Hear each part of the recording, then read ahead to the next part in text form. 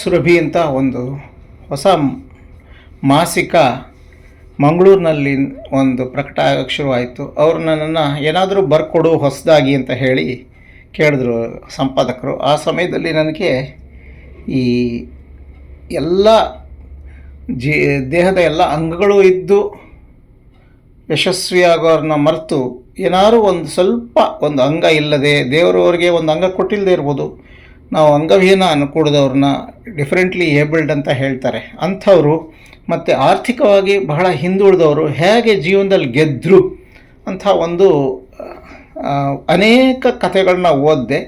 ಅಂಥ ಕಥೆಗಳನ್ನೆಲ್ಲ ಒಟ್ಟಿಗೆ ಸೇರಿಸಿ ಪ್ರತಿ ತಿಂಗಳು ಒಂದೊಂದು ಸುದಿನ ಸುರಭಿಲಿ ಬಂತು. ಇದರಲ್ಲಿ ಕೆಲವು ಸಿನಿಮಾ ಕೂಡ ಆಗಿದೆ. ಉದಾಹರಣೆಗೆ ಶ್ರೀಕಾಂತ್ ಅಂತ ಒಂದು ಸಿನಿಮಾ ಬಂದಿತ್ತು, ಅದು ಕೂಡ ನಾನು ಬರೆದಿದ್ದೀನಿ. ಅಂದರೆ ಅದು ಇಂಟರ್ನೆಟಲ್ಲಿ ಸಿಕ್ಕಿದ್ದೆ ನನಗೆ. ಆ್ಯಂಡ್ ಒಂದು 2-3 ಕಥೆಗಳು ನನ್ನ ಜೀವನದಲ್ಲಿ ನಾನು ನೋಡಿದ್ದು ಅಂಥ ಜನರದ್ದು, ಅದು ಕೂಡ ಬರೆದಿದ್ದೀನಿ. ಬರೆದ ಮೇಲೆ ಏನಾಯಿತು, ಇದನ್ನು ಪರಶಿವಪ್ಪ ಅಂತ ಸ್ನೇಹ ಬುಕ್ ಹೌಸ್ ಅವರು ನೋಡಿ ಇಷ್ಟಪಟ್ಟು ನನಗೆ ಕೊಡ್ತೀರಾ ಇದನ್ನ ಅಂತ ಕೇಳಿದ್ರು. ಅದಕ್ಕೇನಂತೆ ಕೊಡ್ತೀನಿ ಹಿಂದೆ. ಅದಕ್ಕೆ ಅವರಂದ್ರು, ಸರ್ ಇನ್ನು ಸ್ವಲ್ಪ ಕಥೆಗಳನ್ನ ಸೇರಿಸ್ಕೊಡಿ, ಒಂದು 25 ಆಗಲಿ ಅಂತ ಹೇಳಿದ್ರು. ಆವಾಗ ಇನ್ನೊಂದಿಷ್ಟು ಕಥೆಗಳನ್ನ ಹುಡುಕಿದೆ. ಕಥೆ ಅಂದರೆ ಏನು, ನಿಜ ಜೀವನದ ಘಟನೆಗಳೇ.